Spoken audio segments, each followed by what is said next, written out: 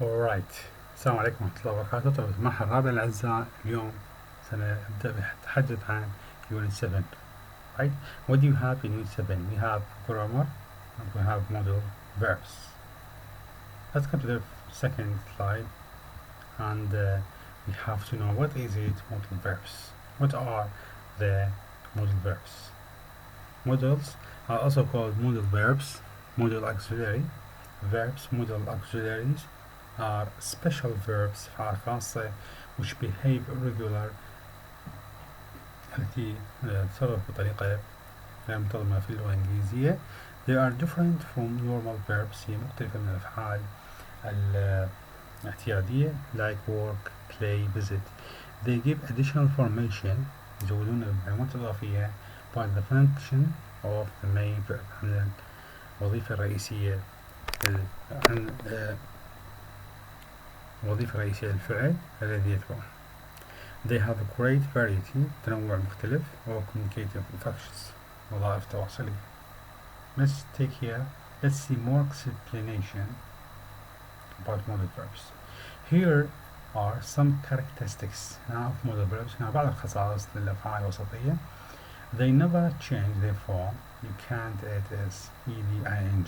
وممكن أن تضيف s, ed, ing للأفعال الوسطية. They are always followed by an infinitive without to. Example here, the bear infinitive.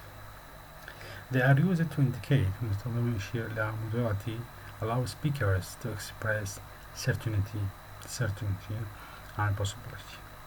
Oneness, obligation, necessity, and ability. A list of modal verbs قلنا الأفعال الوسطية. Here is a list of modal verbs: can, could, may, might, will, would, shall, should, must. The verbs are expressions. There ought to, had better, and need not to behave like modal auxiliaries to a large extent and may be added to the above list. Use of modal verbs. Modal verbs are used to express functions such as number 1 permission, number 2 ability, number 3 application, number 4 prohibition, number 5 lack of necessity, number 6 advice, number 7 possibility, and number 8 probability. Okay, now let's come to this second important part of modal verbs. الجزء الثاني المهم من الأفعال الوسطية modal verbs. Okay, look at these examples. Modal verbs here expressing تعبير ومثال. أول واحد هو must. أول واحد strong يعبر عن شنو هذا must؟ يعبر عن strong application الإجبار القوي. وإكزامبل هنا you must stop when the traffic lights turn red. Right؟ هذه هنا أفعال وسطية موجودة أمامكم في هذا السلايد. وأيضا هنا التعبير لكل هذه الأفعال الوسطية عن ماذا تعبر. وأيضا هنا examples. Right? Must not, logical conclusion, certainty. He must be very tired. He has been working all day long. Can, ability, permission, possibility. I can swim. Can I use your phone, please? Possibility. Smoking can cause cancer. Could, ability in the past. When I was younger, I could run fast. Polite, permission. Excuse me, could I just say something? Right? So these are modal verbs step by step.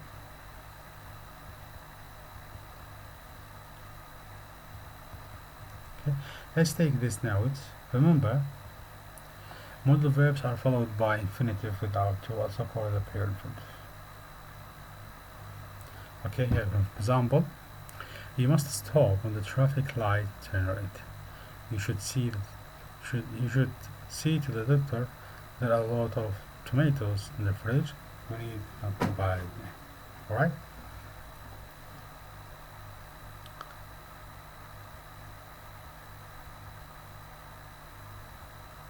Okay, now we come to the Unit 8. How remarkable. We have here grammar, relative clauses. What do we mean by relative clauses? Right? Relative clauses are clauses starting with their relative pronouns who, that, which, whose, where, when. They are most often used to define or identify the noun that precedes them. There are some examples. Do you know the girl who started in grade last week? Can I have the pencil that I gave you this morning? A notebook is a computer which can be carried around.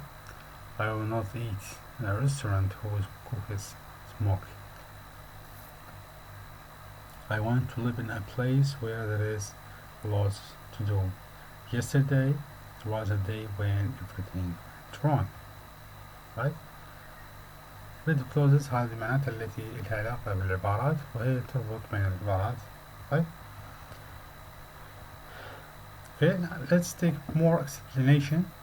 There is a relative pronoun هناك ضمير whom which can be used as the object of the relative clause. Right? For example, my science teacher is a person whom I like very much. To many people, the word whom now sounds old-fashioned and it is rarely used in spoken English. Preceding noun, relative pronoun examples: a person who, that, whose. Do you know the girl who? He was a man that. And an orphan is a child whose parents. Right? A thing which, that, whose. Do you have a computer? Actually that. There's a book whose author. right? هيستخدم هنا think شيء.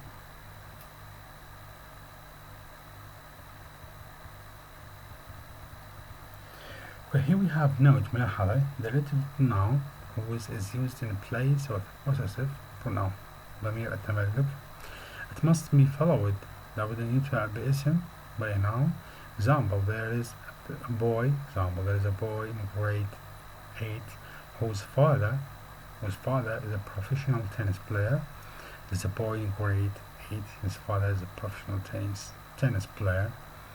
Number 2. The relative pronouns where and when are used when the place and time noun. Examples: there's a school where children from more than 50 countries are educated. 2001 was the year when terrorists attacked Twin Towers in New York. Some relative clauses are not used to define or identify the preceding noun, but to give extra information about it. Here are some examples. The heavy rain, which was unusual for the time of year, destroyed most of the plants in my garden. Einstein, who was born in Germany, is famous for his theory of relativity نسبية. Alright, the boy whose parents both work as a teacher at the school started a fire on the classroom.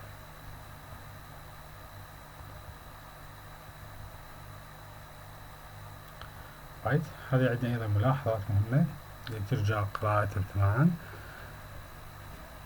Note relative clauses which give extra information. As example, must be separated off by commas. A relative pronoun that cannot be used to introduce extra information. Non-defining clause about a person. Wrong merely. Right? So you all just read this step by step, and also we have questions we will discuss. Thank you very much.